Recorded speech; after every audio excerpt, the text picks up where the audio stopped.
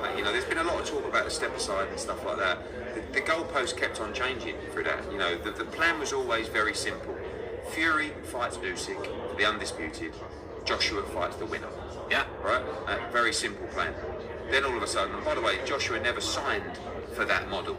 We were still talking, negotiating. He never wanted to do it, but it became quite a smart plan, in my eyes. Why not? Then Tyson Fury turned around and said, I'm not fighting Usyk immediately. I would like a warm-up fight on March 26th.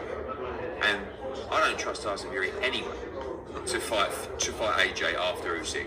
But I definitely don't trust him to go March 26th, June and December. Do you know what I mean? So we went back and said no to that March fight.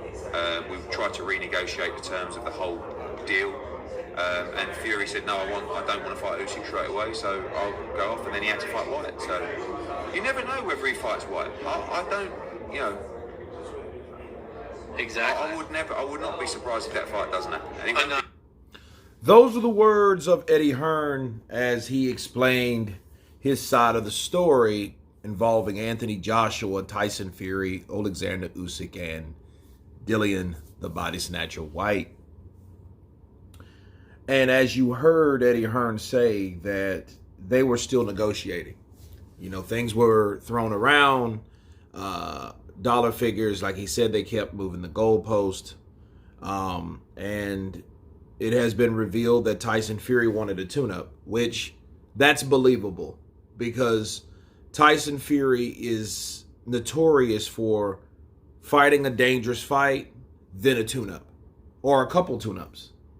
Okay, we know he didn't have another fight last year besides the Wilder fight. That was the only fight he had last year. He's supposed to fight. I get Kaibayel in late 2020 or early 2021. Okay, and that didn't happen.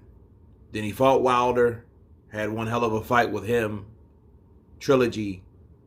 Now he's supposed to go right into a Usyk negotiation. Now he says he doesn't want to fight Usyk right away. I believe that. Okay, I do believe that, honestly, because him saying, hey, I need a tune-up fight, it just makes you wonder, with him wanting a tune-up fight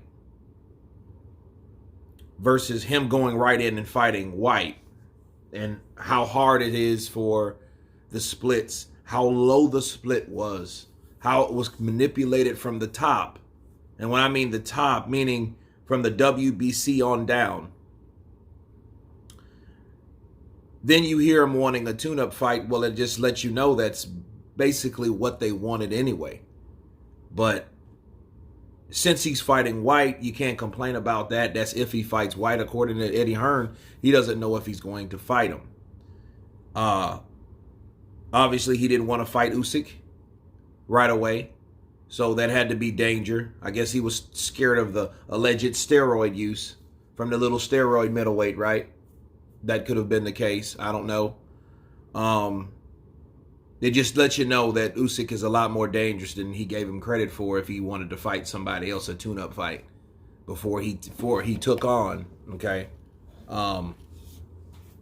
Before he took on Alexander Usyk.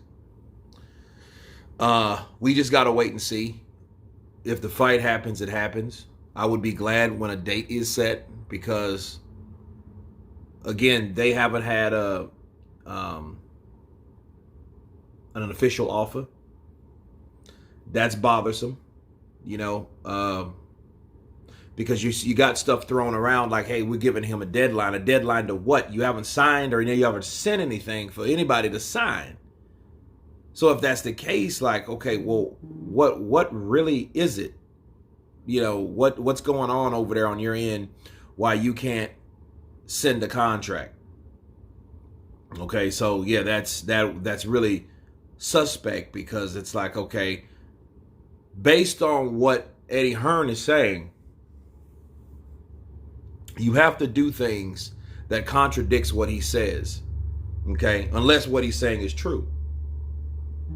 Because again, everybody has their side of the story, you know, and they have a date, venue or venues right? Cardiff, Wembley. But they haven't sent any contract over. So it's tricky. Him saying he doesn't trust Tyson Fury to fight Anthony Joshua after that, that's exactly what I told everyone. What's the guarantee if he fights Usyk? If he fights him, okay? What are the chances of him really fighting Joshua after that? He doesn't have to fight Joshua. He didn't fight Klitschko. He didn't want to fight Wilder. Or did he? I don't know. Because I think it was like this. I think Team Fury, Bob Arum and Frank Warren wanted that fight, had that fight up the sleeve. But I don't think Tyson Fury really wanted to fight him right then. Okay? But then again, you know, I don't know what was going on. Maybe Tyson Fury wanted to, but then he changed his mind because, you know, it took all year for a fight to get done, and it looked like it was going to get done. He announced it being done, right? Evidence of it being done. So evidence that Eddie Hearn, all this stuff that he was saying that was actually true. It just took him hell of a lot longer to get everything together because he was doing it by himself. Okay? So it's a lot of things, and I can understand why they don't trust it, you know, because business, you don't conduct business like that. A business venture between two parties shouldn't have that type of disconnect. You know what I'm saying? It's like you shouldn't have that type. But him wanting a tune-up fight, you know, he didn't have that type of time, and I think Tyson needs time. I think Tyson likes the idea of like a fresh tomato can to beat up, you know, just like he did with Pianetta, you know, and that's something that he needed. And I think he sways like that. I think Tyson Fury is exactly like this. He needs a top fight and he needs a low fight. And, you know, in hindsight, and I want people to pay attention to this, okay? Tyson Fury fighting Wilder that many times, I don't think was a good idea. Because you fought him in 18. You fought two other people in 19. You fought him in 2020. Then you turned around and fought him again in 2021. Now it's 2022 and you need a tune-up. Well, obviously so. You need a tune-up because you're not accustomed to fighting anybody with any other style besides a jab and a right hand. Okay, so that may be just to give you guys some hints on why possibly he would want a tune-up fight. He wants a damn tune-up fight because he wants to be acquainted with somebody else with any other style besides Wilder. Okay, he did the same thing too long. So his danger, and the only danger point that he really had, besides Otto Whyte, because let's face it, Otto Whyte did press the action, another southpaw with hand speed, you know. I don't know about the footwork, but with hand speed, right? Gave him problems.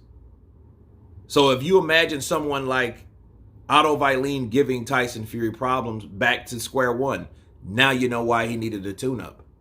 But back to Eddie Hearn, we know now why Eddie Hearn shouldn't trust Tyson, the Gypsy King Fury. But anyway, you guys tell me what you think of Eddie Hearn's comments. Of course, please subscribe. And you guys been Counterpunched. Peace.